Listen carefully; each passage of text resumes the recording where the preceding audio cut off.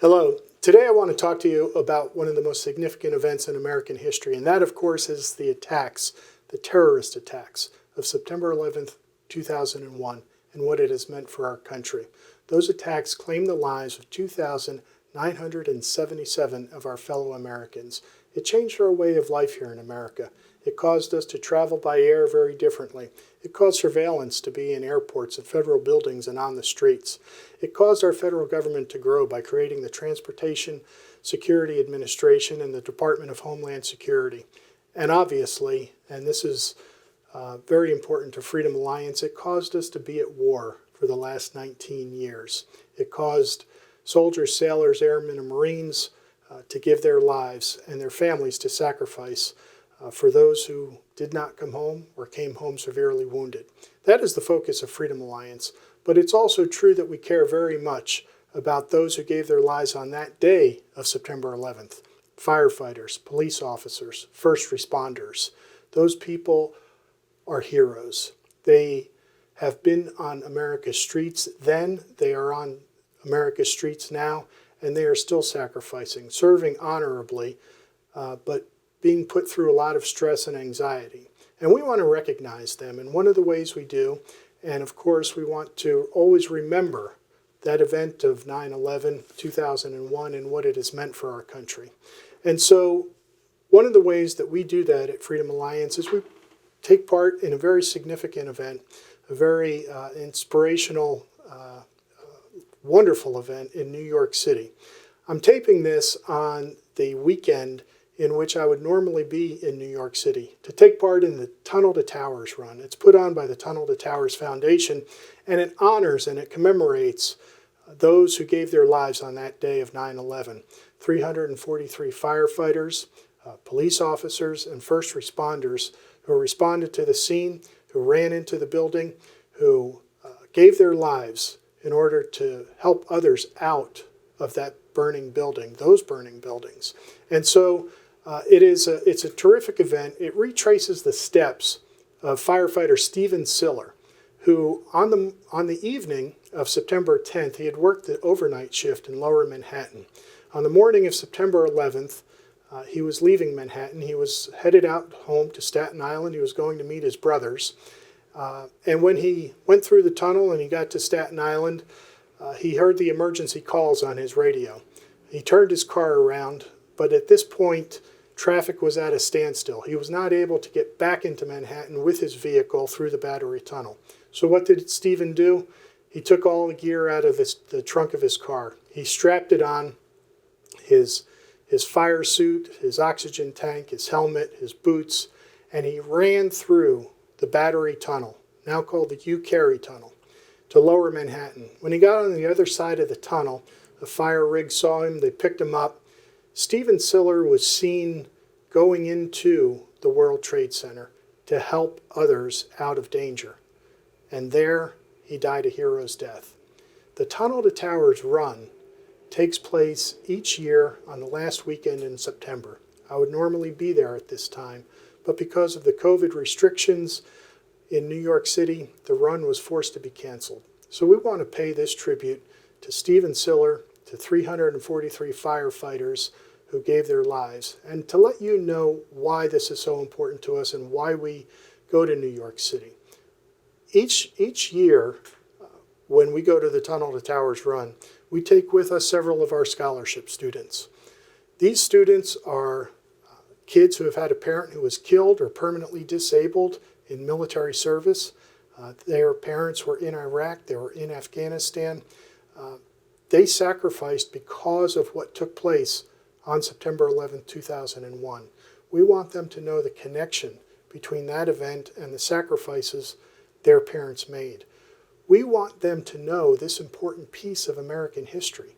And we are at a point now where high school students and college students were either very young or maybe not even born when those attacks of 9/11 took place.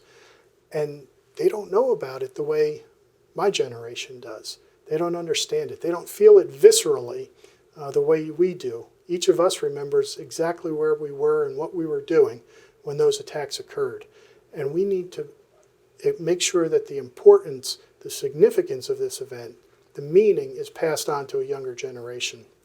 So last year, when we went up to New York City, we took with us Seamus Donahue, a scholarship student whose father lost his life in Afghanistan. And Seamus joins us on this program, and we want to talk with him a little bit about his dad, an American hero, about his experience in New York. Seamus, great to see you. Thanks for joining us. Yeah, thanks for having me. That's a lovely intro.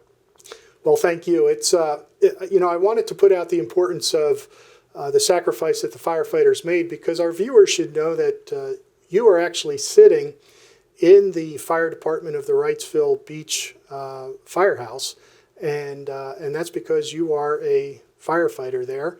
And I want you to tell us a little bit about that experience. Yeah, it's pretty.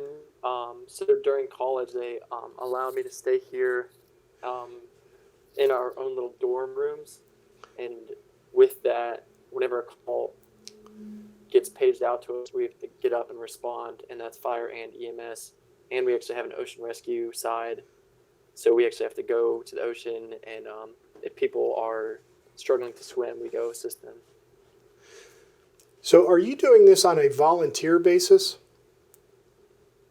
This is a volunteer program, yes, for me, yeah, my position. And how long have you been doing it? I'd say I think it's about roughly 3 years. 3 years of doing this. So you've had, obviously, as you just explained, you respond to a lot of different scenarios of danger, and you must have had quite a bit of training. Yes, we actually had it's like a semester-long training, and it's like every Tuesday, Thursday, we go for a couple hours to go over communication skills, like fire skills, and just to get you prepared to be in this position. Now, last year, Seamus, as I mentioned in the intro, you and your sister Bailey joined us in New York City for our Tunnel to Towers weekend, and we were pleased to have you, and I think you had a good time. That's why we asked you to come on here and talk a little bit about it. But some of the things that we did, we visited the 9/11 Memorial and Museum, and obviously you participated in the run. You retraced those footsteps of Stephen Siller, and you did so in your fire gear. It's a 5K run, and you did it wearing your full fire uniform. So first, tell us a little bit about what it was like to go through that 9/11 museum as somebody who is volunteering as a firefighter. Yes, absolutely. I'd say it's pretty cheesy to say, but there's like literally no words to explain and describe that feeling. As a firefighter and just as a young American, there was a lot of emotions that went through my mind when I was running through. I was thinking about my dad. I was thinking about the city. I've never been to New York City, and I've never experienced that 9/11, something that close to a 9/11 memorial. I've never felt that in person, and it was a really cool experience, and especially doing fire gear, to pass other runners and encourage them, and like have other people just chant USA, USA. It was a cool experience. It really is. That's my favorite part of the run too. Is when you're in that tunnel, that USA chant always breaks out. And to me, what it means is it's kind of an act of defiance, I think, on the part of New Yorkers, but Americans, because people come from all over, to say that we're never going to let this happen again. And that's important that we. And one of the reasons why we want you and other scholarship students to know this history and to feel it, and you obviously do, and not only because you are a firefighter, but because your family has sacrificed. And you mentioned your father. I want you to tell us a little bit about him. His name was Michael, and he was in the Army, but why don't you tell us a little bit more? Yeah. Actually, it was last week was his anniversary of his death, and that was 6 years ago. But my dad, he was an incredible man. He taught me so much about life, and he encouraged me in like Boy Scouts and like fishing and running. We ran a lot together, and he actually got me into running, and he did a lot of ultra marathons and he did a lot of the long distance running, in which I actually was motivated and got into doing that myself, and got to run in college for a little bit too. Um, I was thinking about him during that run, just as a runner perspective, like wishing he could run next to me, and just like for him to see what I saw. But I felt connected with him on that run, which was great. Yeah, running is one of those activities that you can do with somebody else and experience, build friendships and have a bond with others, especially when you do those very long runs like those marathons. And I understand that you recently completed the Marine Corps Marathon and you ran it in honor of your father. And then when it was over, I believe you, what did you do when when you've completed the marathon? Yeah, that was a great experience. I did the Marine Corps Marathon, and I ran it and completed it, and I was in a lot of pain, but it was a good time, and I just felt the connection with my dad as I recently lost him, and since it was so close to Arlington National Cemetery is where he's buried, I went over there and just literally in my short shorts and t-shirt and like sweaty self with a Gatorade, um, walked over there to Arlington and actually put the finisher's medal on his tombstone. And I just wanted to just kind of be like, hey, Dad, I finished this marathon. I did it for you. That's beautiful. And as you said, your dad is buried in Arlington National Cemetery, where we lay to rest America's heroes. And you are living in Wrightsville Beach, North Carolina. When was the last time you had the opportunity to visit your dad's grave? Um, it's been a long time. I'd say it's probably a year now. And I want to get back, but it's kind of hard with school and work. But I'm meaning to get up there. Well, we'll help you do that. And you're at. Tell us what you graduated. You were on scholarship with Freedom Alliance, and you graduated from UNC Wilmington with a degree in environmental science. What's next for Seamus Donahue? So yeah, I graduated in the spring, and with this whole COVID stuff, that was a difficult time to finish college because everything went online. But we walk in December, which is I'm grateful that we actually get to do that later this fall. But yeah, right now I'm just applying for jobs and just keeping my eyes and ears open for just a position right now. So anybody out there looking for a great young man to add to your firm, let us know and we'll put you in contact with Seamus. And Seamus, I want to take us back now to New York City because one of the other things that occurred on that weekend is you and your sister Bailey were presented with a very prestigious award. It's an award called the Richie Shearer Memorial Scholarship Award. It's presented by the Tunnel to Towers Foundation each year to one or more of our scholarship students. And for those who don't know, Richie Shearer was the man who was in charge of New York City's Office of Emergency Management on 9/11. He was in the World Trade Center when the planes hit. He immediately organized an evacuation of the building, set up a command center, organized the incredibly difficult and dangerous rescue and then recovery in the weeks to follow.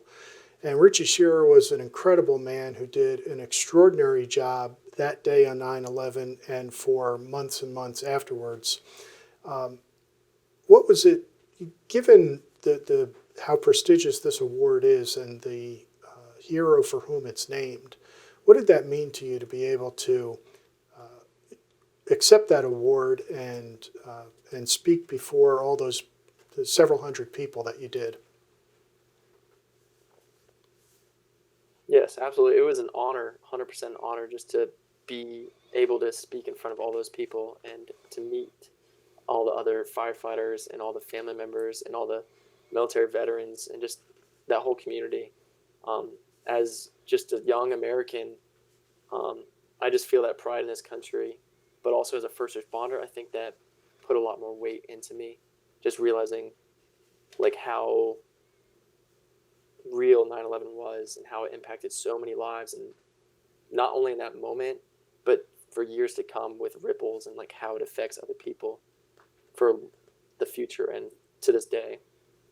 That night was an incredible experience just to be able to just communicate that with other people and to learn other people's perspective on it too. Seamus, I want to ask you about your visit to the 9/11 Museum and maybe one of the things that you observed or learned that you did not know about 9/11. But before I do that, I want to ask you about your sister Bailey. How's she doing? You two are very close as siblings and went to the same school, and I think have many of the same friends. How's Bailey?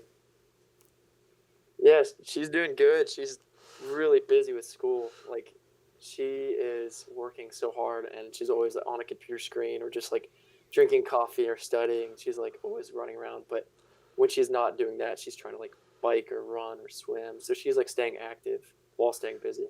So she's doing good.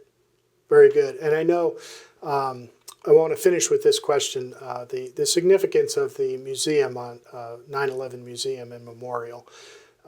We went through there. It's an incredible experience to go through there because you feel a lot of different emotions.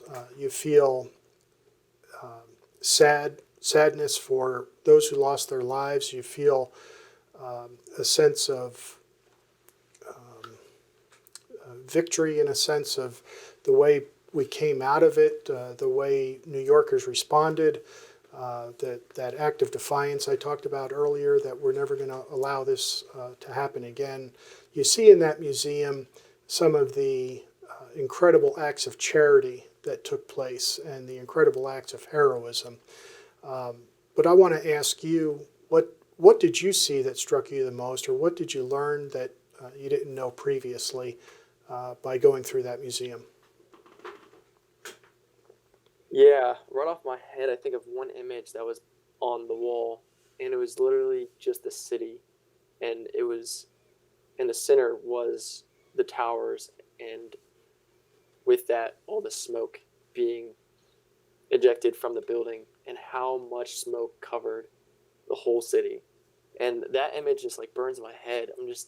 I even was like talking to a stranger next to me. I was like, wow, like this is unreal. Like it hit me, I guess, just like on the firefighter side, because I can't even imagine going to a scene or going to a call and seeing that. Like, I wouldn't know how to react. But that was a great experience at that museum. Well, Seamus, I want to thank you for joining us today on this this interview, and we hope that you never have to respond to an emergency like that. But you are there in the firehouse, and you have courage and bravery that you will respond to wherever you're needed to go. We hope it's not that, but whatever it is, please be safe. It's been an honor to have you on scholarship at Freedom Alliance. Give our best to your sister, and God bless you and your family. Thank you. Will do. Thank you. And I want to say to all our viewers, thank you for joining in. We are coming up on the 20th anniversary of 9/11. We'll be commemorating that before we know it. And these terrorist attacks have had an impact on so many in our country in so many different ways. But at Freedom Alliance, we're still fighting for our military who responded to those who attacked us. We still honor our police and our firefighters, and we ask you to keep all of them in your prayers. God bless you and thank you.